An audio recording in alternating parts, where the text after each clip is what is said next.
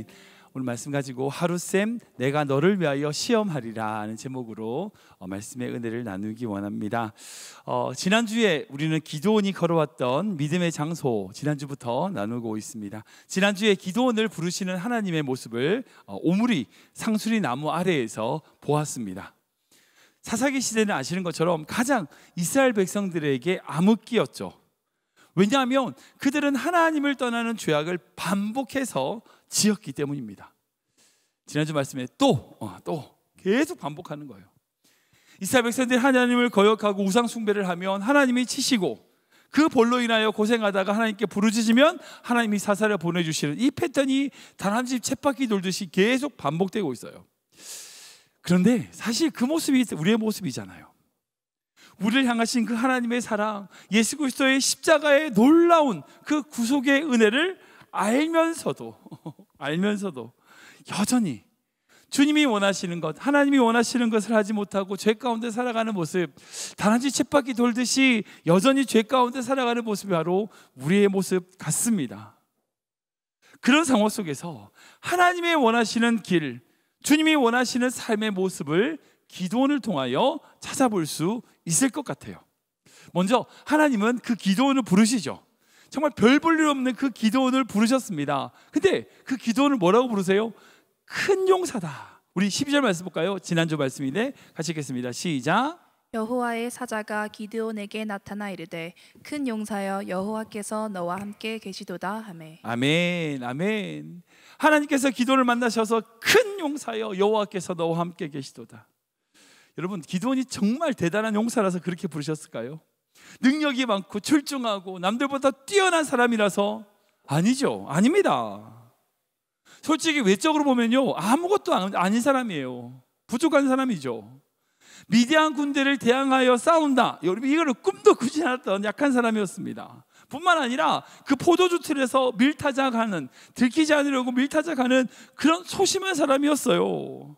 그러나 어떻게 해요? 하나님은 그를 큰 용사라고 부르세요. 그 오므리 상수리 나무에서 큰 용사라고 부르십니다. 근데 왜 그렇게 부르셨을까요? 두 가지라고 말씀드렸어요. 첫 번째는 바로 믿음, 그 기드온의 믿음이고요. 두 번째는 겸손이에요. 믿음이라 하면 그 기드온이 어떤 믿음을 가졌는가를 살펴보면 하나님께 드린 기도를 통하여 우리는 알 수 있어요.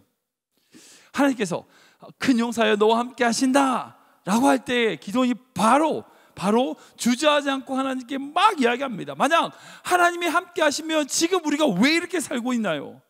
이스라엘 백성들이 왜 이런 상황에 처해 있습니까? 막 하나님께 따지듯이 막 쏟아놔요. 여러분, 그런 게 있잖아요. 마치 준비된 말처럼 막 하나님께 막 그 말을 쏟아놓습니다. 어떻게 그렇게 말할 수 있죠? 이유는 간단합니다. 바로 그 이야기가, 그렇게 쏟아놓던 이야기가 기드온이 평상시에 드렸던 그의 기도기 때문이에요. 기드온은 하나님이 어떤 분인지 정확하게 알고 있었어요. 그 약속을 바라보며 기도하는 믿음의 사람이었다는 거죠. 뿐만 아니라 그 기드온은 겸손의 사람이었어요. 이 말은요, 자기가 아무것도 할 수 없다라고 하는 그런 체념의 사람이란 것이 아닙니다. 하나님 앞에서 자신의 연약함을 인식하는 거예요. 여러분, 그 연약함으로 말미암아 그 기도는 어떻게 해요? 하나님께 표징을 구합니다. 3번이나 구해요. 3번. 나중에 나누겠지만 3번이나 구해요. 그리고 그 표징으로 말미암아 하나님의 은혜를 누리고 하나님 앞에 겸손으로 나아감으로 말미암아 하나님께 쓰임받는 대표적인 사람이 바로 기도였어요. 여러분, 우리의 연약함을 주께 올려드려야 됩니다. 그때 강한 용사가 될 수 있는 거죠. 오늘은 그렇게 부르셨던 기드온을 준비시키시는, 군대를 준비시키시는 장면이에요. 말씀드린 것처럼 그 기드온은요, 절대 큰 용사라고 불릴 수 없는 사람입니다. 대부분 사람이 못 돼요. 소심한 성격이고요, 좀 약한 사람, 부족한 사람이었어요. 그래가지고요, 하나님 앞에 표징을 3번이나 구해요. 첫 번째는 부르심 받을 때에 그 염소 새끼를 제사를 지낼 때에 하나님이 그 염소 새끼를 불로 확 태우시는, 그 소재도 불 확 태우시는 그런 장면을 볼 수 있어요. 그때 기드온이 하나님께 내가 하나님을 봤으니까 죽었다라고 하면 그렇게 엎드리는 장면이 등장하죠. 그때 하나님 표징을 보여주십니다. 뿐만 아니라 2번 더 보여주시는데 어떤 거냐면, 다 아는 이야기죠. 그 한밤에 그 마당에 이제 양털을 쫙 깔아놨어요. 하나님, 첫 번째는 양털에만 이슬을 내리게 해달라고. 마른 땅에는 이슬이 안 내리고 양털에게만 이슬을 내리게 해달라고 기도해요. 아침에 가보니까 땅은 다 말랐는데 양털에만 이슬이 가득한 거예요. 이슬이 맺혔어. 반대로 그 다음날 하나님, 그러면 반대로 양털은 이슬이 하나도 없고 옆에 모든 땅들이 다 이슬을 내리게 해달라고 그렇게 기도합니다. 어떻게 해요? 하나님이 그렇게 해주세요. 양털은 바짝 말랐는데 주변의 땅이 다 이슬에 젖도록 만들어 주시는 걸 볼 수 있어요. 그러니까 기도는요, 세 번이나 하나님의 표징을 구하는 것을 볼 수 있습니다. 그러고 나서 그 표징과 확신을 가지고 군대를 데리고 나아가요. 우리 1절 말씀 볼까요? 같이 읽겠습니다. 1절 말씀 시작. 여룻바알이라 하는 기드온과 그를 따르는 모든 백성이 일찍이 일어나 하롯셈 곁에 진을 쳤고 미디안의 진영은 그들의 북쪽이요 모레산 앞 골짜기에 있었더라. 아멘, 아멘. 그 기드온이 하나님의 백성들, 이스라엘 백성들과 함께 미디안과 싸우기 위하여 하롯셈 곁에 모였습니다. 근데 이 기드온에 대하여 어떻게 소개하고 있어요? 누구라고 합니까? 여룻바알이라고 하고 있어요. 이 여룻바알이라는 뜻은요, 딴 말이 아니에요. 바알과 대항하여 싸우는 자라는 뜻이에요. 이 이야기를 이제 앞에 6장에 등장하는데 제가 건너뛰긴 했지만 짧게 말씀드리면, 쉽게 말해서 하나님이 이스라엘 백성들을 훈련시키고 그 악에서 미디안에서 건지고 싸우기 위하여 제일 먼저 해야 될 게 뭘까요? 미디안과 싸우는 걸까요? 아니에요. 그 내부의 적, 우상을 숭배하는 이스라엘 백성들의 불신앙과 믿음과 싸우는 거예요. 그래서 하나님은 그 기드온에게 어떻게 하시냐? 그 마을에 있는, 아버지 집에 있는 바알의 신상을 부시라고 얘기해요. 그래서 겁이 많은 기드온이 어떻게 합니까? 밤늦게 가서 그 바알 신상을 부십니다. 그랬더니 마을 사람들이 어떻게 난리가 났어요. 어떻게 바알 신상을, 우리가 섬기는 바알 신상을 아들 당장 끄집어내라. 그때 그 기드온의 아버지가 그 기드온을 편들면서 하는 말이 뭐예요? 만약 바알이 진짜 신이면 자기의 신상을 부신 그 기드온을 가만두지 않을 거야. 이 기드온이 직접 바알과 싸울 거다. 바알이 직접 기드온에게 벌을 내리든지 뭐 할 거 아니야. 너희들 신경 쓰지 마. 맞는 말이거든요. 맞는 말이거든요. 이 바알이 진짜 신이라면 그 기드온을 가만히 두지 않겠죠. 그러니까 기드온이 그렇게 바알 신상을 무너뜨림으로 말미암아 이스라엘 백성들이 바알 신앙을 통하여 받으려고 했던 그 모든 축복들과 그 모든 것들이 가짜란 것을 드러내게 하셨어요. 그렇게 드러낸 이후에 이 여룻바알이라고 하는 기드온이 이스라엘 백성들과 함께 자신들을 공격했던 미디안과 싸우기 위하여 나가는 걸 볼 수 있어요. 이게 참 영적인 부분이죠. 여러분, 외부의 적과 싸우는 먼저 우리 내부의 문제를 싸워야 돼요. 그렇잖아요. 자기 안에 있는 문제는 그대로 두고 남들, 꼭 보면 그런 분들이 있어요. 저 집사님은, 우리 목사님은 다 좋은데 저게 문제라고. 남들 보면 지적하는 그것에만 초점 맞춰져 있어요. 자기의 연약함, 자기의 문제, 자기의 것들을 되돌아보지 못하고 계속 남의 것만 보는 거예요. 여러분, 그건 안 됩니다. 먼저 나의 모습, 나의 연약함, 내부의 모든 죄들을 주 앞에 올려드리는 것, 우리 안에 있는 우상들을 먼저 무너뜨리는 것, 이것이 너무나 중요하다는 거죠. 근데 그렇게 모였던 이스라엘 백성들이 몇 명이냐? 32,000명이었어요. 32,000명. 그에 반해서 그 이스라엘 백성들과 싸우는 미디안의 군대 숫자는 얼마인지 아세요? 8장에 보면 약 13만 5천 명이라고 되어 있습니다. 그러니까 거의 이스라엘 백성들의 군대보다 몇 배나 그냥 4배나 큰 거예요. 4배나. 여러분, 전쟁에서 4배 큰 군대와 싸운다, 이 말이 될까요? 말이 안 되죠. 근데 솔직히 말해서 그 미디안 군은요, 정규군이에요. 군인들이라고요.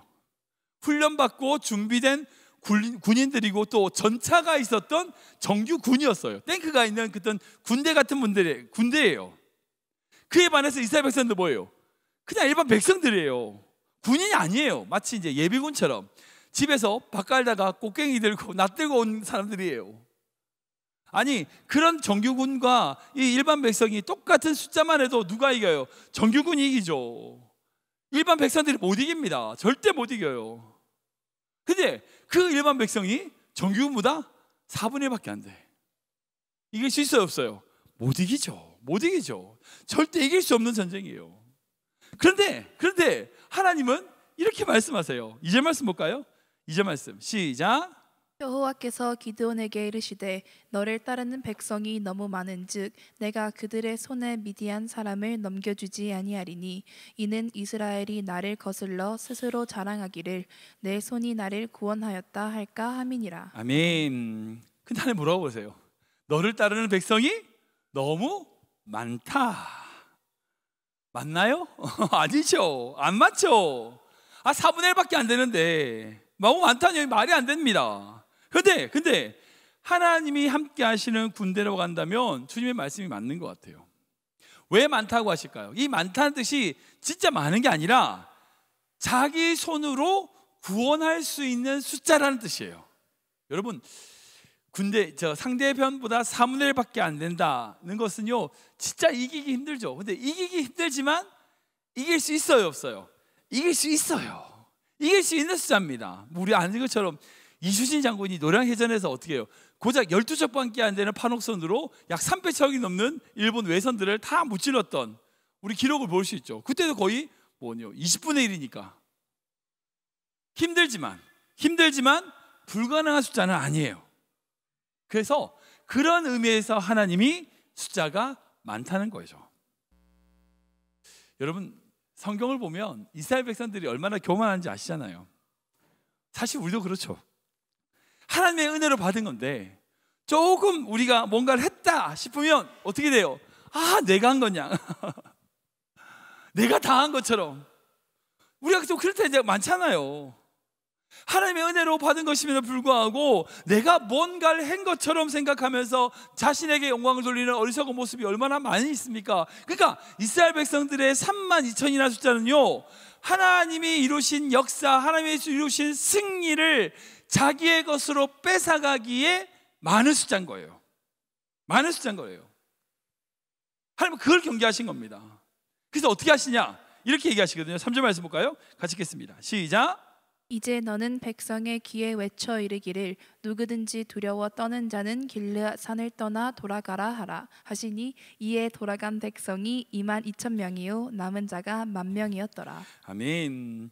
오늘 나누는 우리가 장소가 하룻셈인데요. 이 하룻이란 단어가 히브리 말로 두려움, 떨다는 뜻이에요. 지금 그 두렵고 떨리는 장소에서 두렵고 떠는 자들을 돌려보내시는 거죠. 한번 생각해 보십시오. 말씀드린 것처럼 이스라엘 백성들은요 훈련받은 정규군이 아니에요.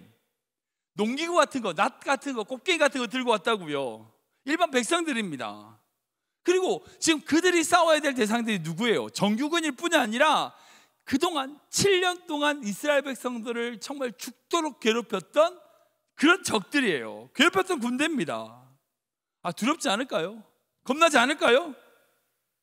사실 그 중에 32,000 중에서 22,000명만 돌아간 것도 진짜 신기해요. 만약 저 같으면 저도 돌아갔을 것 같아요.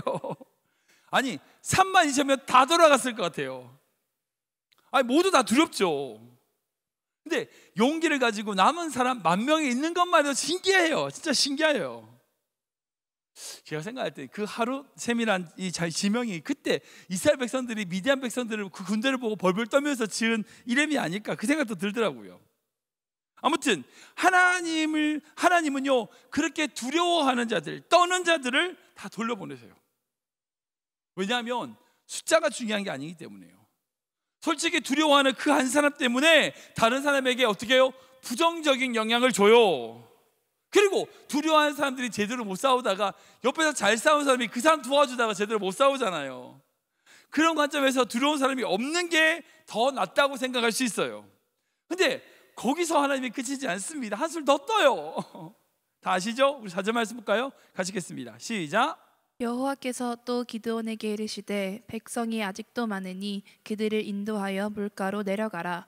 거기서 내가 너를 위하여 그들을 시험하리라. 내가 누구를 가리켜 내게 이르기를 이 사람이 너와 함께 가리라 하면 그는 너와 함께 갈 것이요 내가 누구를 가리켜 내게 이르기를 이 사람은 너와 함께 가지 말 것이리라 하면 그는 가지 말 것이리라 하신지라. 아멘. 좀 길죠? 아멘. 여러분 32,000은 4분의 1이잖아요. 근데 10,000명은 14분의 1이에요. 10,000명이 많아요? 많아요? 안 맞죠? 근데 하나님 뭐요? 아직도 많대요. 그 많다는 뜻은 아까 말씀드린 것처럼 자기들의 힘으로 이겼다고 말할 만큼의 숫자라는 뜻이에요. 그래서 하나님은 그 기도원을 위하여 시험하시겠다라고 말씀해요. 이게 중요한 포인트예요. 하나님이 그 이스라엘 백성들을 기도원을 위하여 시험하시겠다는 거예요. 그래서 그 남은 사람들을, 두려워한 사람들, 그 22,000명 돌아간 이후에 10,000명은 적어도 두려움에 대하여 이긴 사람이잖아요. 용기를 가진 사람이잖아요. 그러니까 싸우려는 의지를 가진 사람이라고요. 그러니까 질 수는 있지만 내가 싸워보자, 싸워낼 거야 라고 하는 두려움을 이겨낸 사람들이에요. 그러니까 그런 사람들 중에서도 하나님이 구분하십니다. 어떻게 구분하냐? 물 먹는 방법으로 구분하세요. 유명한 이야기는 다 아시죠? 6절 말씀 볼까요? 같이 읽겠습니다. 시작. 손으로 움켜 입에 대고 핥는 자의 수는 300명이요 그 외의 백성은 다 무릎을 꿇고 물을 마신지라. 아멘. 우물가에 가서 물을 먹으라고 했는데 10,000명 가까운 사람이 한꺼번에 우물가에 가서 물을 먹는다. 상상해 보십시오. 어마어마한 숫자가 거기서 물 먹는다고 난리법석칠 거 아니에요. 근데 그 중에서 손으로 떠가지고 물을 마신 사람이 300명, 나머지는 다 고개를 묶고 무릎을 꿇어가지고 마신 사람이 970명이라는 얘기예요. 여러분들 이 말씀을 가지고 참 여러 가지 해석들이 많이 있습니다. 옛날부터 많은 목회자들과 신학자들이 이 본문을 가지고 각자 나름 방식으로 해석을 많이 했어요. 그러니까 무릎을 꿇고 마셨다는 것은 다른 말로 얘기하면 우상에게 무릎을 꿇던 자들이라는 뜻이에요. 그러니까 무릎을 꿇는 게 자연스러운 자들이라는 거죠. 그래서 안 된다는 거예요.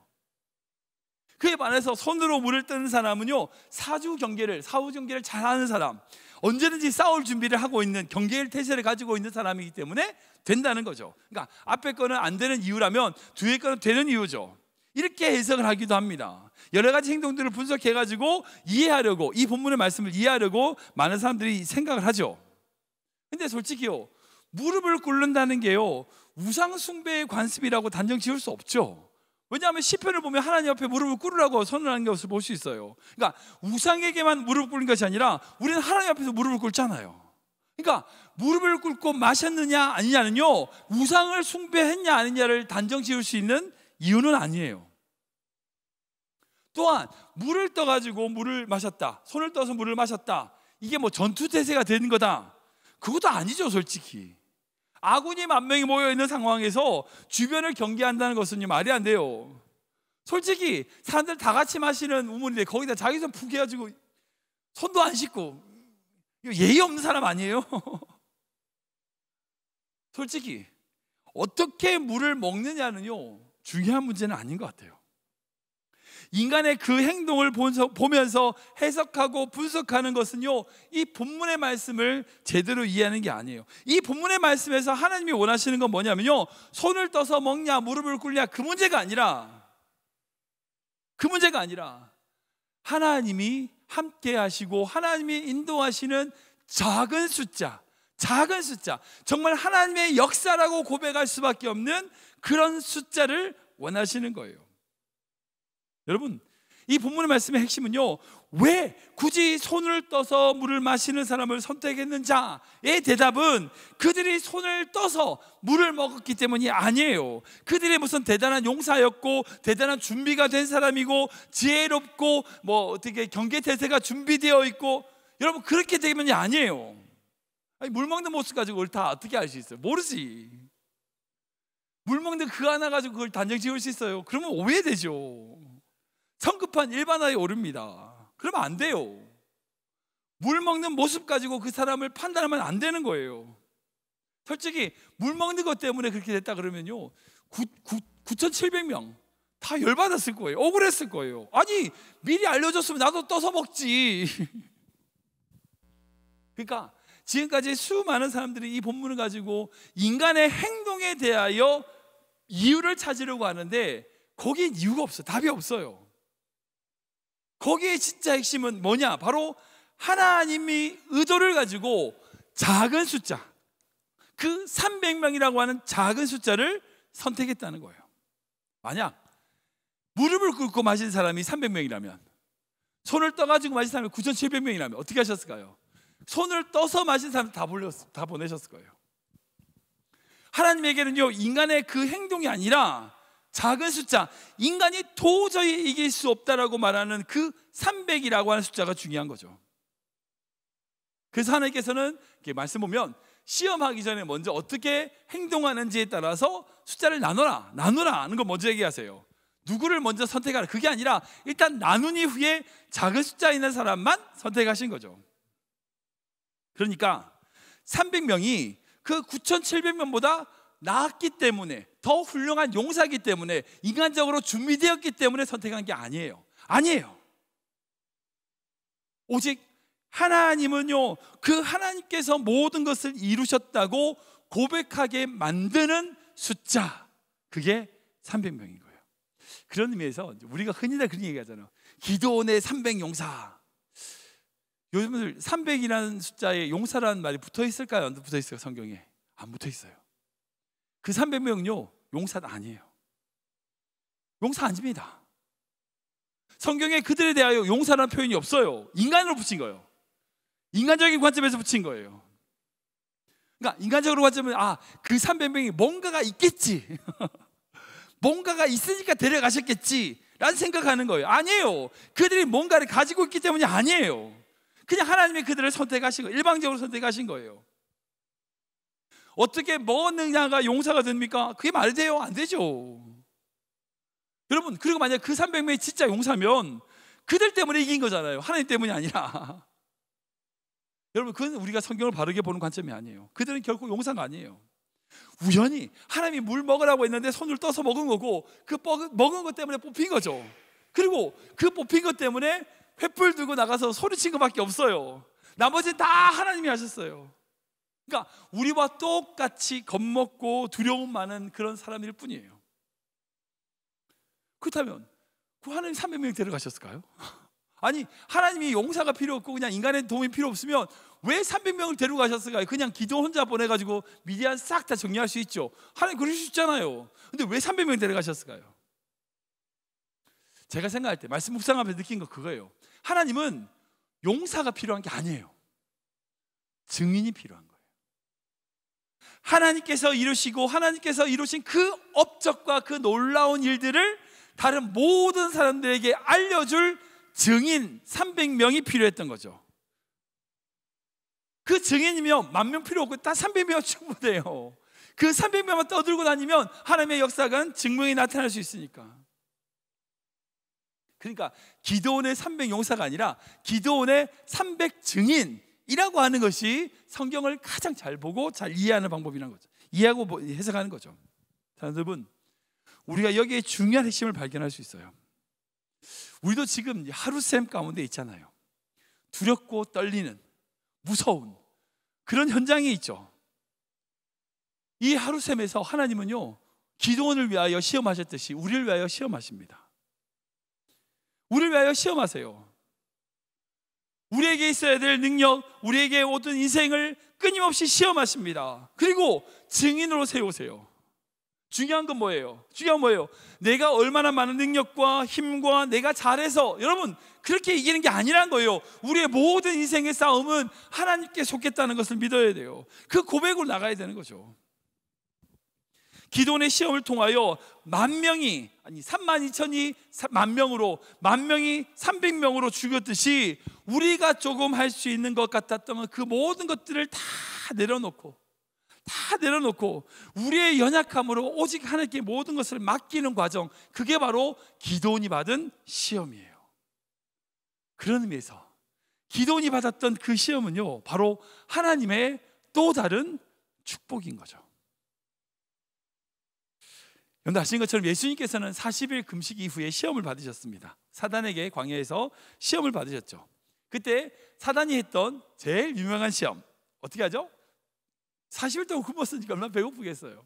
배고픈데 돌을 떡으로 만들어서 먹어라. 우리가 잘 아는 내용입니다.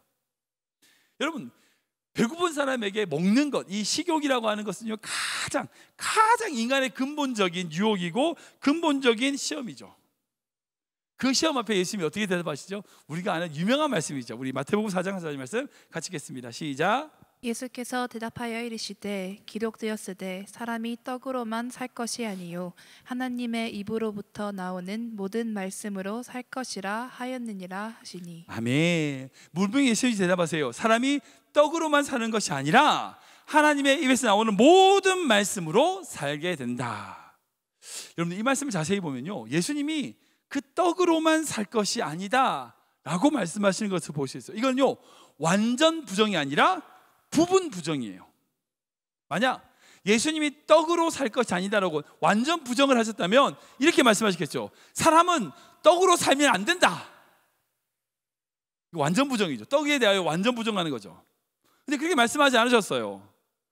사람은 떡으로만 살 것이 아니다. 즉 떡으로 살긴 하는데 그 떡이 중요한 게 아니라 하나님의 입에서 나오는 말씀으로 사는 거야. 그게 더 중요한 거야 라는 거죠. 즉 예수님이 그 돌을 떡에 되게 하라고 하는 그 시험에서 예수님이 우리에게 말씀하시는 것은요, 떡이 없으면 우리가 죽는다는 것을 아신다는 거예요.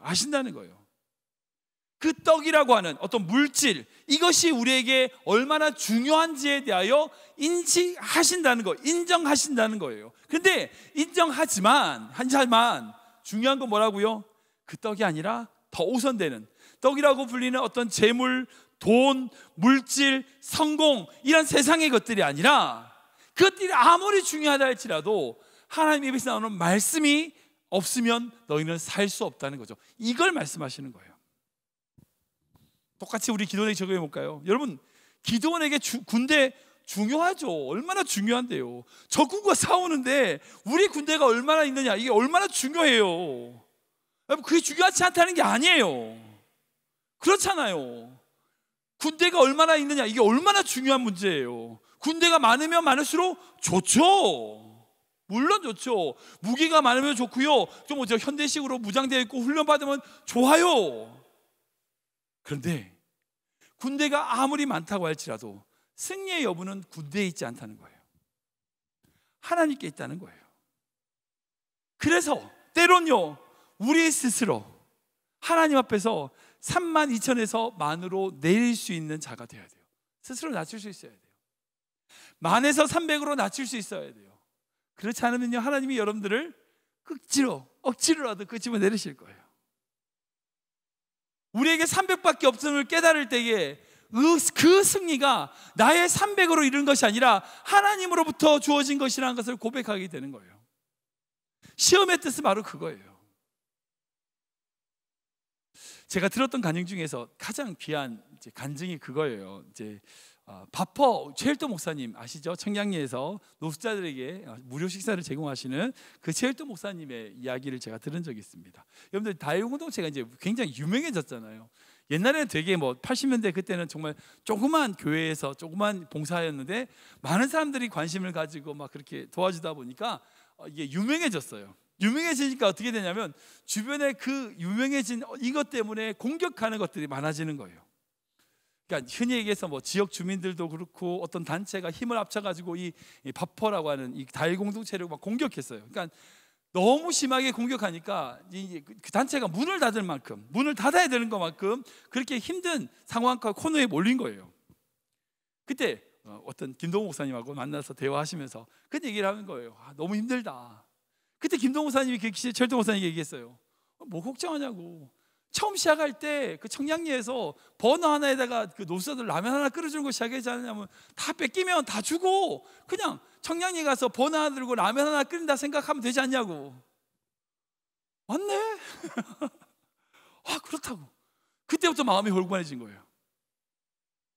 내가 이거 모든 그동안 쌓았던 명성들 그 모든 거 다 없어져도 그냥 하나님이 주신 첫 번째 마음, 청량리에 가서 노숙자들에게 라면 하나 끓여주는 것, 그거 할 수만 있으면 되는 거지. 맞아, 그거면 되는 거야 라는 믿음으로 기도했을 때에 그 모든 공격들을 이겨낼 수 있었다는 얘기를 하더라고요. 그러니까 이런 관계, 이런 시험을 이겨내니까 나중에 어떻게 되냐면 들은 이야기예요. 뉴스에 들은 이야기예요. 좀 알려져 있는 전직 대통령, 나쁜 전직 대통령의 아들이 그 다일 공동체에 5억이라고 하는 큰 금액을 기증했다고 합니다. 솔직히 그 전직 대통령의 돈은 솔직히 깨끗한 돈은 아니죠. 근데 그 당시에 뭐 천사 운동이라 가지고 한 사람씩 1000명에게 100만 원씩 받아가지고 10억을 만들어서 병원을 만드는 그 사역을 하고 계셨어요. 그 최일도 목사님이. 근데 5억이라고 하는 돈을 그 다일공동체에 보내고 나서 막 신문에다 광고를 다 누가 5억을 줬다 뭐 이렇게 광고가 나온 거예요. 그러니까 오히려 그 다일공동체 공격받고 뭐 이런 상황이었어요. 그때 그 최일도 목사님 어떻게 결정하셨냐?